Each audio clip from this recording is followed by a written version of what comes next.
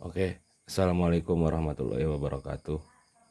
Video ini dikhususkan untuk siswa kelas 11 Madrasah Aliyah Negeri 4 Pandeglang, di mana materi ini adalah lanjutan dari materi sebelumnya. Kita sudah mengenal bahwa ikatan kimia yang kita pelajari di kelas itu terbagi menjadi dua.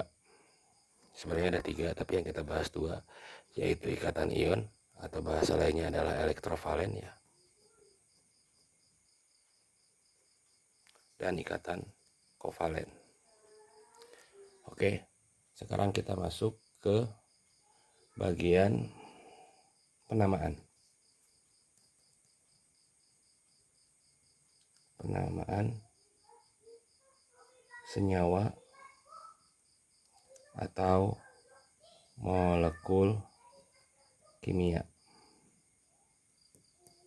Oke, jadi kalau seandainya ikatannya ion atau elektrovalen biasanya kita panggil sebagai senyawa. Kalau ikatannya kovalen biasanya kita panggil sebagai molekul. Bagaimana penamaannya? Kalau penamaan atom kan sudah dipelajari ya. Penamaan atom itu yang ada pada tabel periodik unsur, simbolnya kalian sudah tahu, namanya ada di bagian bawahnya, massa atomnya ada di situ, nomor atomnya juga ada. Sekarang atom-atom tersebut berikatan secara kimia, baik melalui ikatan ion maupun dengan ikatan kovalen. Nah, pasti menjadi zat baru. Zat baru itu adalah gabungan dari dua atom yang berikatan. Bagaimana aturan cara penamaannya? Kita bahas yang mana dulu? Yang kovalen dulu ya. Oke. Penamaan untuk ikatan kovalen. Penamaan untuk molekul yang berikatan secara kovalen. Misal, kita punya atom A dan atom B. Ikatan kovalen terjadi antara atom non-logam dan non-logam, membentuk suatu molekul AB. Ini namanya apa? Aturannya, yang depan kita beri nama asli. Nama asli. Yang belakang kita beri nama asli ditambah dengan akhiran ida. Oke. Apa saja sih atom non-logam? Kan sedikit ya. Hidrogen, karbon, nitrogen, oksigen, F, fluorin, klorin, bromin, iodin, sulfur, fosfor. Oke, ini hanya ada beberapa atom non-logam. Gampang ngapalinnya, karena hanya sedikit dibandingkan kita menghafal atom logam. Kalau dia di depan, atom-atom ini ada di depan, maka namanya nama asli. Apa nama? H, hidrogen. Apa nama K? Karbon. N, nitrogen. O, oksigen. F, fluorin. Cl, klorin. Br, bromin. I, iodin. S, sulfur. P, fosfor. Jika dia ada di depan, namanya nama asli. Bagaimana kalau dia posisinya ada di belakang? Dia posisinya ada di belakang berarti dikasih akhiran ida. Jadi hidrogen jadi hidrida. Karbon jadi karbida. Nitrogen jadi nitrida. Oksigen jadi oksida. Fluorin jadi fluorida. Klorin jadi klorida. Bromin jadi bromida. Iodin jadi iodida. Sulfur jadi sulfida. Fosfor jadi fosfida. Mudah kan? Ini digunakan, nama ini digunakan ketika atom-atom ini berikatan dengan atom yang lain yang atom ini berada pada bagian belakang. Kalau dia pada bagian depan, namanya adalah nama asli. Jelas? Itu aturan yang pertama. Aturan yang kedua. Aturan yang kedua adalah kita menggunakan istilah yang menyatakan jumlah atom tersebut dalam ikatan. Misal, jika satu kita kasih nama mono, tapi sebenarnya ini jarang digunakan. Jadi tidak perlu sebenarnya. Kita mulai pakai dari mulai dua. Jika dua, di. Jika tiga, tri. Jika empat, tetra. Jika lima, penta. Jika enam, heksa. Jika tujuh, hepta. Jika delapan, okta. Jika sembilan, nona. Jika 10, deka. Oke, ini menyatakan jika dia atomnya lebih dari satu. Mono jarang dipakai. Kita mulai pakai dari di, tri, tetra, penta, heksa, hepta, okta, nona, deka. Oke, kita latihan penamaannya. Misal, saya punya molekul CO. Apa namanya? Nama depan, nama asli, karbon.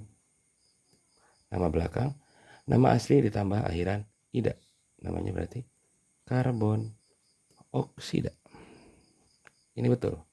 Kalau kalian menulis karbon oksigen, ini salah. Kenapa? Karena di belakang atau pada bagian belakang tidak menggunakan ida. Atau kalian kebalik, karbida oksigen, kebalik, yang pakai ida itu yang belakang, bukan yang depan. Oke, kita latihan lagi. Apa? P2O5. Bagaimana ini? Ini kan jumlahnya, fosfornya lebih dari 1, oksigennya juga lebih dari 1. Maka penamaannya menggunakan awalan jumlah. Di, tri, tetra, penta, heksa, hepta, okta, nona, deka. 2 itu apa? Di. Berarti di P-nya apa? Fosfor. Kemudian oksigen ada berapa? Ada 5. 5 apa?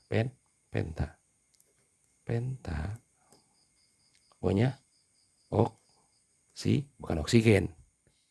Oksigen ini ada di belakang, berarti ditambah akhiran ida. Jadi di fosfor penta oksida. Saya harap mampu dipahami. Harus mampu dipahami karena sangat mudah sekali penamaan pada molekul ikatan kovalen. Aturan pertama, nama depan, nama asli, nama belakang dikasih akhiran ida. Sudah kayak kasih contoh di sini, silakan ditulis. Dan jangan lupa aturan kedua, menyatakan jumlah atom tersebut. Atom yang pertama yang di depan ada berapa, yang di belakang ada berapa. Jika atomnya masing-masing 1, ya sudah, tidak perlu pakai imbuhan apa-apa. Oke.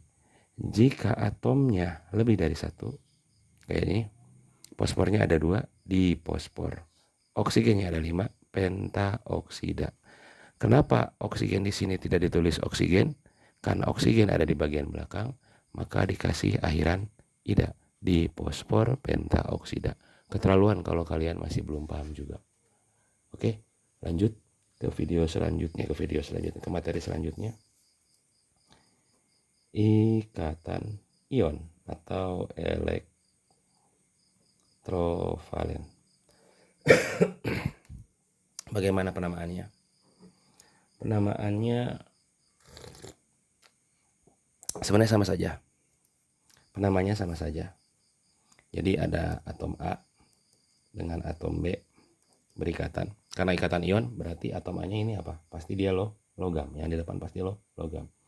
Kemudian B-nya non logam. Menjadi senyawa AB. Oke, pertanyaannya ini bagaimana penamaannya? Apakah sama seperti di ikatan kovalen?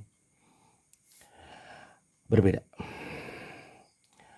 Nama di depan sama sih, nama di depan nama asli ya. Nama asli. Gimana sih Pak katanya berbeda? Tapi kok sama aja? Lihat bedanya, lihat samanya. Nama di belakang sama, atom di belakang Nama asli ditambah akhiran Tidak. Sama aja. Tapi apa bedanya? Apa bedanya? Pada ikatan ion yang terdiri dari logam dan non-logam tidak menggunakan ditritetra.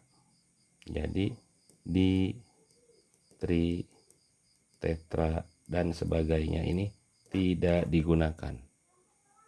Oke? Oke? Jelas? Jelas?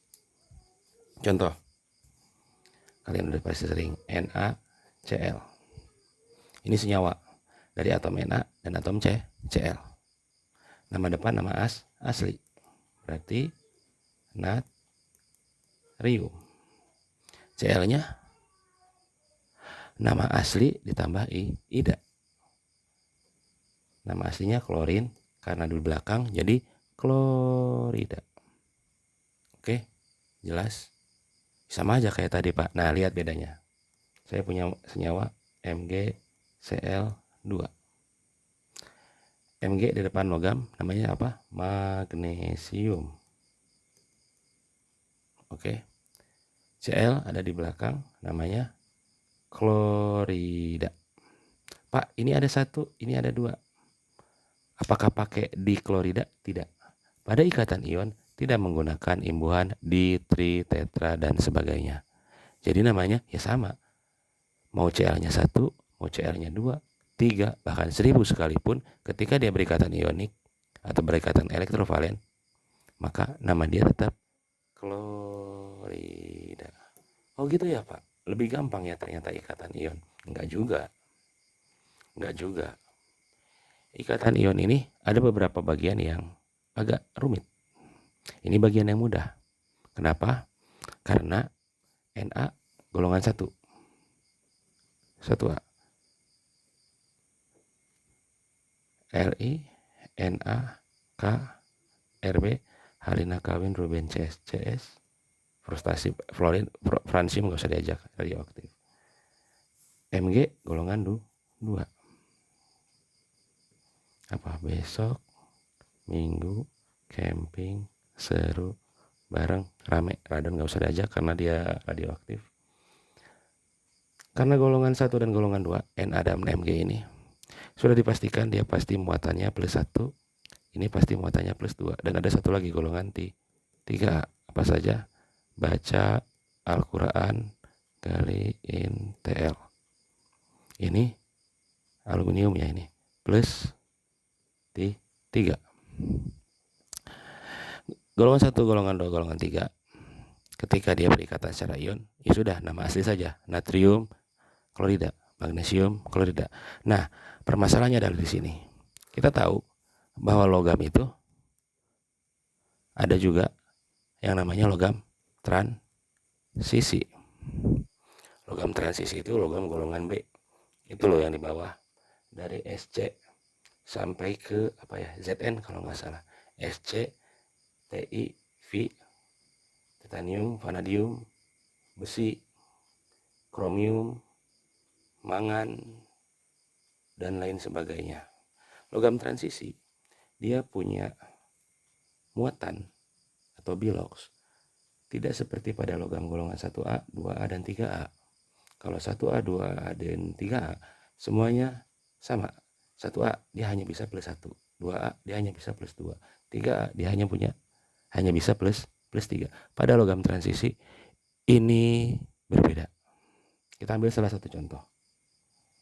Dia punya muatan lebih dari 1. Lebih dari 1. Saya kasih contoh. Fe. Oke. Fe ini berdasarkan literatur dia ada 2 muatan. Ada Fe2+, ada Fe3+.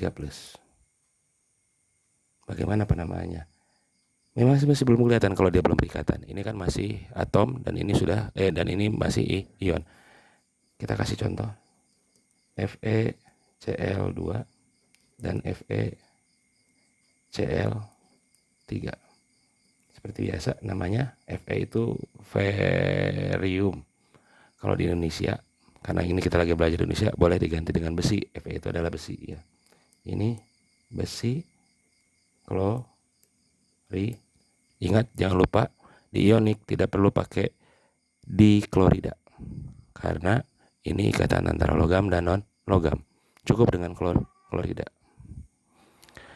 Yang kedua, ini pun sama, besi klorida. Di sini letak masalahnya. Bagaimana membedakan FeCl2 dan FeCl3 kalau namanya sama, sedangkan dari rumus molekul berbeda? Oke, karena di ikatan ion non logam di belakang, mau dia jumlahnya 1, 2, 3, 4, 5, dia tidak menggunakan imbuhan di tri, tetra, penta, heksa, dan seterusnya. Maka namanya sama. Nah, untuk mengantisipasi hal seperti ini, maka kita menambahkan angka Romawi di setelah penamaan atom logam atau atom yang di depan. Oke, kalau kita sudah tahu misal Fe di sini 2 plus, di sini 3 plus, maka di sini penamaannya besi pakai angka Romawi ya. 2 klorida. Pakai tutup kurung boleh. Yang bawah besi 3 klorida. Oke. Jadi penamaannya menambahkan angka Romawi setelah nama dari si logam yang di depan. Khusus untuk logam transisi. Ingat, ini khusus untuk logam transisi. Penggunaan angka Romawi ini untuk logam transisi. Untuk logam golongan 1A, 2A, 3A, Pak ini kita nggak hafal. Ya boleh buat tabel periodik.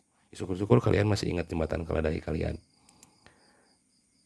LINAK dan seterusnya, AL, GA, CA, SR, MG. Ini tidak perlu pakai angka Romawi. Yang perlu pakai angka Romawi adalah unsur transisi atau logam transisi. Kenapa? Karena muatannya rata-rata lebih dari 1. Atom-atom pada logam transisi muatannya lebih dari 1. Ini contohnya besi. Besi ini ada yang 2 plus, ada yang 3 plus. Penamaannya menggunakan angka Romawi. Pak, bisa kita tahu 2 plus dan 3 plus dari mana? Nah, di sini letaknya. Oke. Di sini letak keahliannya.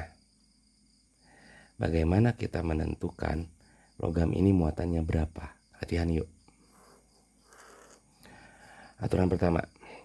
Jika dia berikatan dengan logam 7A. 7A apa? F, Cl, Br, I. Maka dia muatannya min 1. Oke. Jika berikatan dengan FCl, BRI muatannya min 1. Jika dia berikatan dengan golongan 6A, kayak O, S, S, E, dia muatannya min 2. Oke. Jika dia berikatan dengan golongan 5A, 5A siapa ya? N, P, ini muatannya min 3. Oke. Ini kita tahu FeCl2. Kita cek ya. FeCl2. Ada berapa Fe-nya? Ada 1. Ditambah Cl-nya ada berapa? Ada 2. Cl tambah Cl. Muatan senyawanya, muatan seluruhnya di sini ada positif negatif enggak? Enggak ada, berarti di sini 0. Oke, jelas. Kita harus ingat FeClBrI itu min 1, OSSE itu min 2, N dan P min 3. Kenapa Tata? Takut apa? Game dede matiin. Bun, matiin HP-nya, Bun. Game dedenya banyak itu wakinya. Oh, matiin. Ganti. Ayah lagi bikin video dulu ya. Oke. Lanjut ya. F-nya ada 1, Cl-nya ada 2. Kita sudah tahu Cl itu min 1. Maka Fe-nya berapa? Ya, min 1 ini tambah min 1 jadi min 2. 0. Fe-nya berarti harus plus 2. Biar sama dengan 0. Oke? Jelas? FeCl3.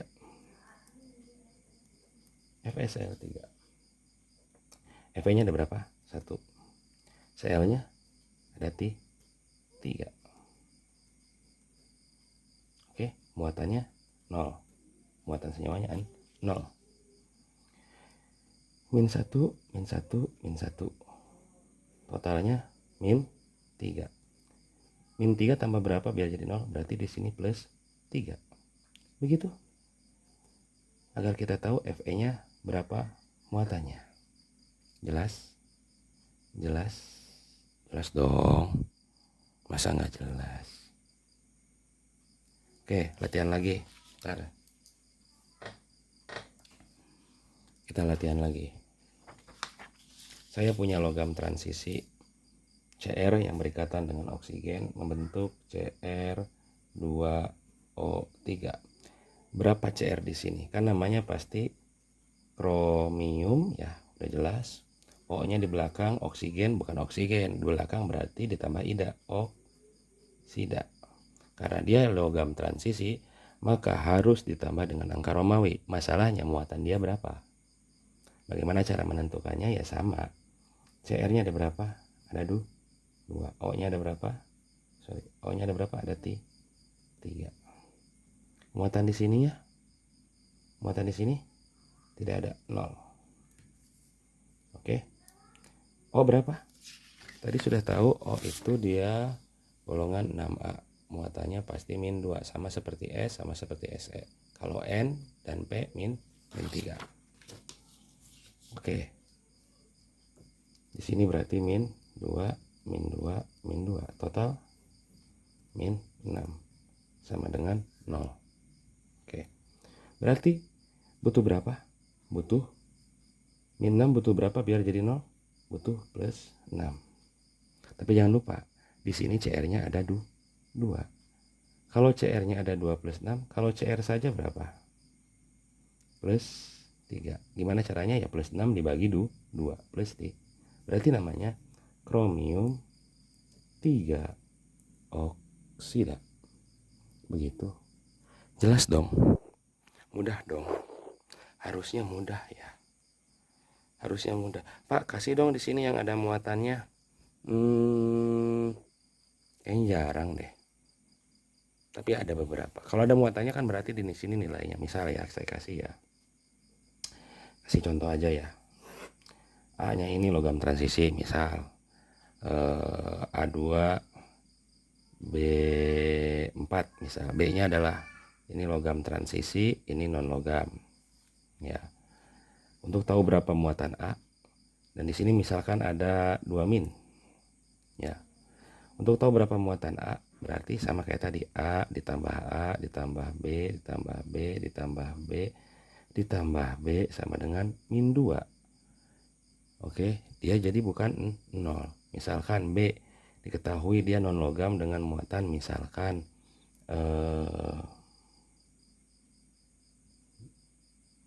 plus min 2 juga, sorry. Misalkan dia muatannya B ini diketahui golongan 6A dengan muatan min 2 misal.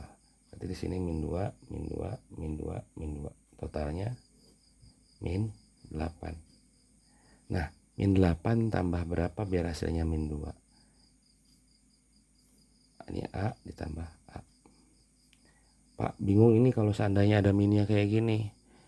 Min 8 tambah berapa ya biar jadi min 2? Bingung, Pak. Biar gampang ya udah, min 8-nya pindahkan aja dulu ke sini. Min pindah ke kanan atau pindah ruas, pindah kamar menjadi plus. Berarti min 2 plus 8. Oke, jelas? Min 2 plus 8. Masa ini hitungannya nggak bisa? Kalian harusnya bisa. Min itu hutang, plus itu uang. Hutangnya 2, punya uangnya 8, berarti kesimpulannya banyakkan hutang, banyakkan uang. Banyakkan uang berapa? Sisa uangnya 6. Begitu. Jadi tetap dihitung ya. Kalau dia bermuatan. Syukur-syukur dia tidak bermuatan, dia pasti 0. Di mana sih Pak posisinya? Di sini nih. Di sebelah kanan atas dari suatu senyawa. Pak, kalau di sini mungkin nggak mungkin, udah bersenyawa. Kalau bersenyawa berarti muatannya di sini. Kalau dia atom sendiri ya muatannya sendiri di sana. Ini udah bersenyawa berarti di sini muatannya adalah muatan keseluruhannya. Oke, gitu. Dan jangan lupa ini karena ada 2 berarti A sama A. Kalau A doang berarti plus 3. Ini hanya misal saja. Misal saja. Oke, Begitu untuk mengetahuinya, Pak, berarti kita harus ngapalin ini dong. Ya, sebenarnya nggak ngapalin sih. 7A. 7A itu FClBRI itu min 1. 6A OSSE min 2. 5A N dan P min 3. Dan ada satu lagi nih yang agak lumayan ngejelimet. Pak, ngejelimet, Pak. Jadi kadang pada ikatan ion ini, ikatan ion atau ikatan elektrovalen, dia berikatannya tidak hanya logam dan non logam. Kadang juga ada ikatan logam dan asam oksi. Asam oksi apalagi itu, Pak? Jadi asam oksi ini adalah gabungan dari 2 atau lebih, rata-rata sih 2 atom non logam yang berikatan secara kovalen, kemudian ikatan yang terbentuk itu berikatan lagi dengan logam, sehingga ikatannya masuk ya, ada ikatan ionnya ada ikatan kovalennya ada. Asam oksi yang paling sederhana saya kasih contoh, misal SO2. Ini atom bukan? Bukan. Namanya molekul. Pak, ini ikatannya berarti sama logam ion? Iya. Jadi molekul dari sulfur yang non logam dan oksigen yang non logam ini disebut sebagai asam oksi. Kenapa disebut asam? Karena dia memang rata-rata membentuk asam. Kenapa oksi? Karena memang belakangnya rata-rata O. Nah, misal dia berikatan dengan logam, jadi akan jadi ikatan ion. Logam sama si molekul asam oksinya ikatan ion, S dan si O-nya ini ikatan kovalen. Tapi titik permasalahan bukan di sini. Titik permasalahannya adalah asam oksi ini punya muatan yang berbeda-beda.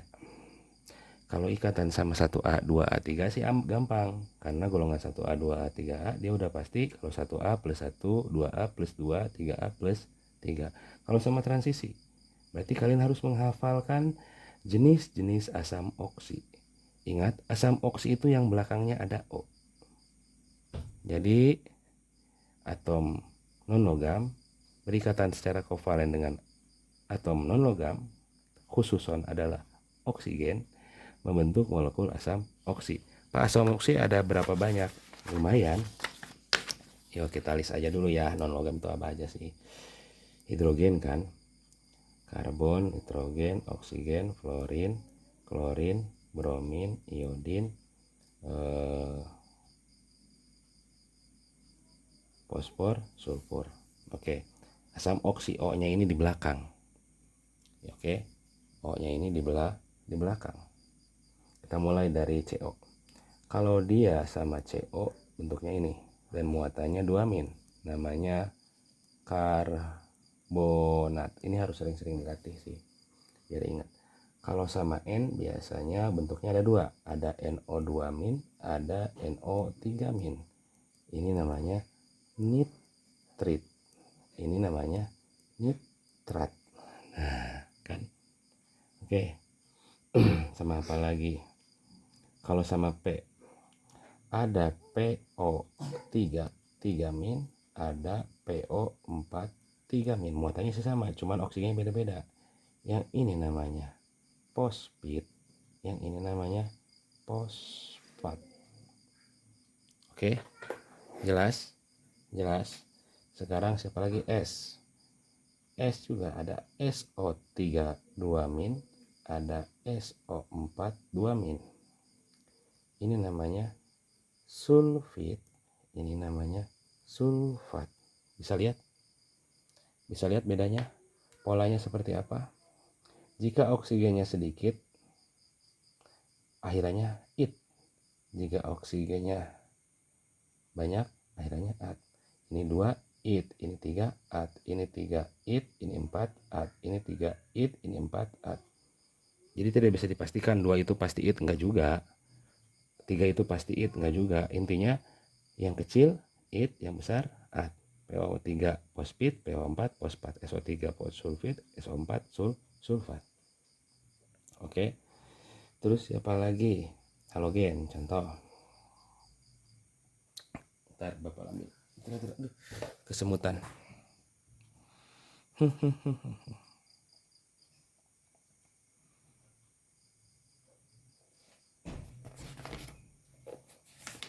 asam-asam oksi banyak. Nih, yang ini lebih jos ini.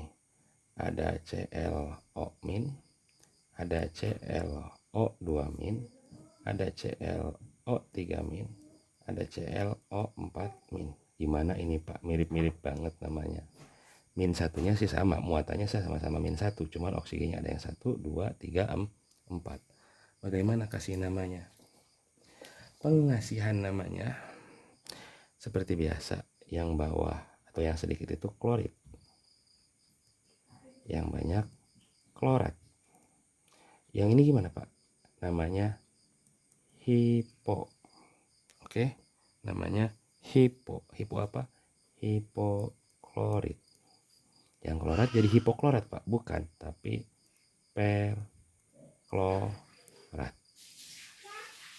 Oke, ini juga terjadi pada iodin dan terjadi juga pada bromin. Contoh ya, iomin. Ini namanya hipoiodit.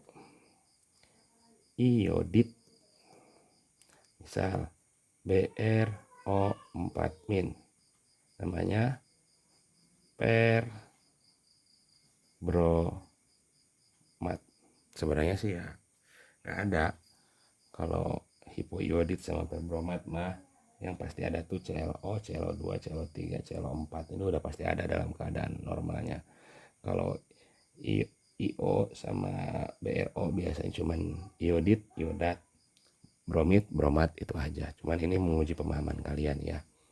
Oke, apalagi senyawa-senyawa asam oksi banyak banget sebenarnya mah ya. Asam oksi itu ya segitu aja paling ya. Tambahan lagi untuk kasus-kasus lain, misal selain asam oksi ya, ketika berikatan secara ion, kalau dia di depan ada NH4, biasanya dia muatannya +1, namanya amonium. Oke, ada lagi semisal ada apa, C2O4 2-. Ini namanya oksalat ya. Kasus-kasus khusus S2O3 biasanya yang saya temui ya, biasanya itu 2-. Ini namanya tiosulfat. Oke, apalagi ya yang paling sering keluar, oh iya, MnO4-, namanya permanganat.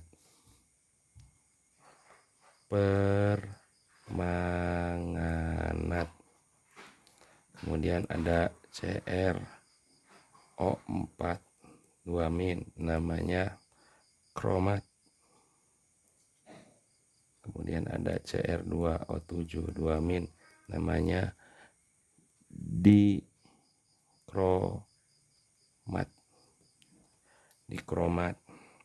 Aduh, banyak banget ini dan lain sebagainya lah. Kalian ketik aja asam oksi, akan muncul ya. Oke, jelas.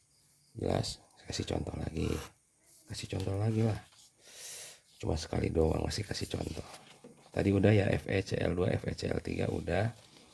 Terus di sini juga udah kromium 3 oksida. Ini kita coba dengan yang berikatan dengan asam oksi ya. Misalkan logamnya Ca 2 kali, Ca3 PO4 2. Oke, Ca ini transisi bukan?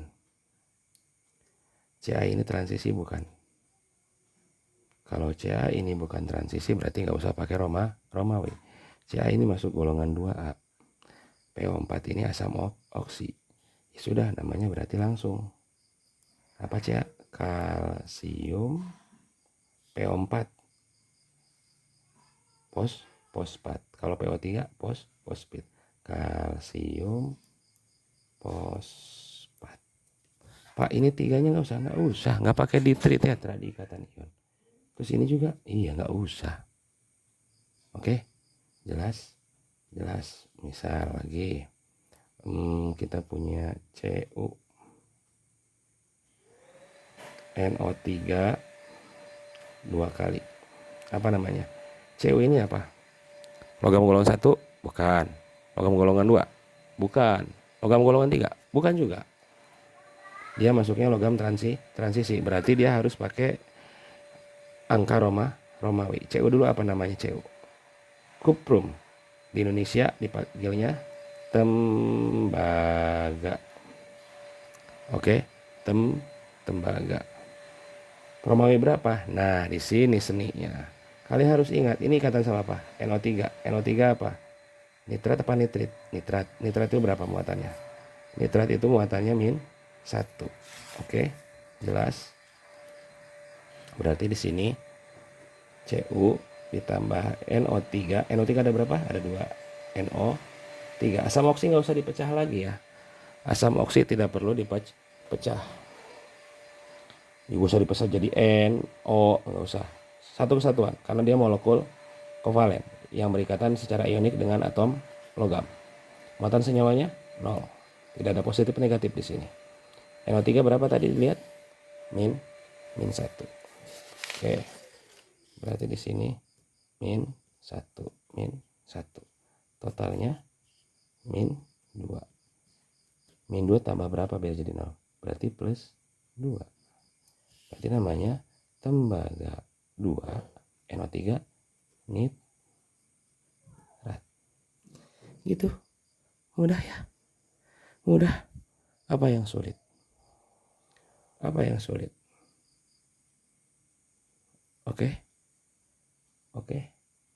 Saya kira cukup. Itu saja. Sudah terlalu panjang. Apa yang saya jelaskan ini silakan dicatat untuk diingat-ingat. Kita mulai dari mana tadi? Bahwa ikatan kimia ada 2. Tiap jenis ikatan ini punya pemberian nama yang berbeda. Dimulai dari yang kovalen, non logam sama non logam membentuk molekul. Yang depan atom depan nama asli, atom belakang dikasih airan ida. Ini nama atom non logam yang dikasih airan ida. Kalau nama asli udah tahu dong harusnya.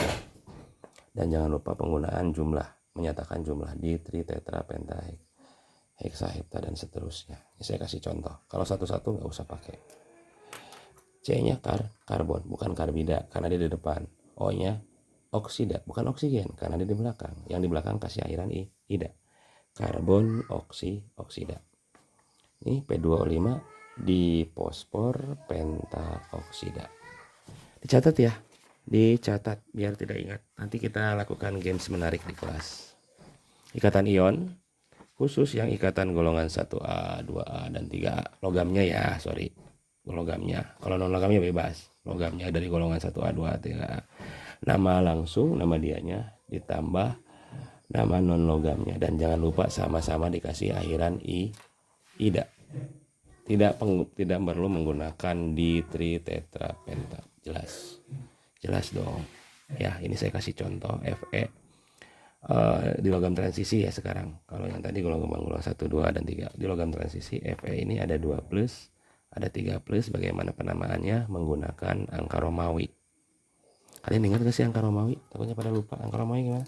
1 segaris, 2 3 garis, 4 berarti sebelah kiri V, 4 5 V, 6 berarti sebelah kanannya V, 7 berarti sebelah kanannya V ada 2, 8 berarti sebelah kanan V-nya ada 3, 9 bukan ada 4 berarti sekarang ke 10, sebelah kirinya X, ini 9, kalau 10 X. Ini angka Romawi. Piraku poho angka Romawi. Oke. Jelas. Oke, ini golongan 7A. Logam transisi ini bisa ditentukan dengan kita tahu atom depannya ini, atom logamnya ini berapa muatannya. Permasalahannya kita rata-rata nggak tahu berapa muatannya. Cara mencari tahunya bisa dengan kita mengingat dia berikatan dengan siapa. Kalau dia berikatan dengan golongan 7A, dia min 1. Siapanya? Fe-nya? Bukan, si atom non logamnya. Kalau dia berikatan dengan atom logam O, Se dan Se, min 2. N dan P min 3. Terus Pak, kita biar tahu ini ya dihitung. Itu baru tahu dia muatan berapa si pasangannya. Untuk Fe-nya berarti kita hitung nih. Saya kasih contoh, FeCl2. Kenapa bisa jadi plus 2? Karena Cl sudah tahu dia min 1. Min 1-nya ada 2, min 2. Muatan senyawanya 0. Plus 2 tambah min 2 jadi 0. Berarti Fe-nya ini sudah pasti plus 2. FeCl3 ya sama seperti tadi hitungannya. Oke. Selanjutnya masuk ke yang tadi. Bagaimana kalau seandainya seperti ini? CrO3. Namanya kromium oksida, udah pasti. Cuman kromium berapa? Karena kromium ini logam transisi. Berarti kita harus cari Cr. Kenapa Cr-nya? Karena Cr 2. O. Min 2, min 6. Totalnya sama dengan 0. Muatan senyawa tetap tidak ada positif negatif. Berarti butuh plus 6. Dan jangan lupa, ini karena Cr-nya 2, kita lagi nyari Cr. Plus 6 dibagi 2 plus 3. Berarti namanya kromium 3 oksida. Untuk yang ini, yang ada muatan senyawanya. Berarti muatan senyawa tetap masuk dihitung. Ini sudah tadi saya jelaskan. Tinggal di feedback aja videonya. Oke. Dan kadang di ikatan ion ini tidak hanya logam dan non-logam, tapi kadang juga logam dan asam oksi. Oke. Dan asam oksi, yaitu molekul dari atom non-logam dan atom non-logam dan berikatan secara kovalen. Biasanya atom non-logam bagian belakangnya oksigen. Ini udah saya kasih contoh daftarnya, diingat-ingat nih. Karbonat, nitrit, fosfat, sulfit, sulfat, hipoklorat, klorit, perklorat. Ya, di sini ada beberapa yang spesial kayak amonium, oksalat, tiosulfat, permanganat, kromat, dikromat, dan coba silahkan cari Google sendiri. Ikatan ion dengan asam oksi, berbagai jenis asam oksi. Oke, ini saya sudah kasih contoh tadi.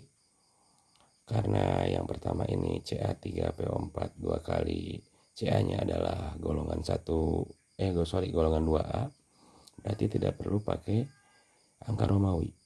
Golongan 1A, 2A, 3A tidak perlu pakai Romawi, langsung namanya saja kalsium fosfat. Pak, PO4-nya ada 2, kenapa nggak dinambah difosfat? Tidak, ini ikatan ion, nggak pakai ditritetra. Oke, jelas? Soal yang kedua, CuNO3 2 kali. Cu ini logam transisi, berarti harus pakai angka Romawi. Cu-nya apa? Tembaga. NO3-nya nitrat. Tidak pakai dinitrat ya, nitrat saja. Cuma masalahnya Cu-nya berapa nih? Tembaganya tembaga berapa? Nah, kita hitung seperti telah kita ketahui, NO3 itu muatannya min 1.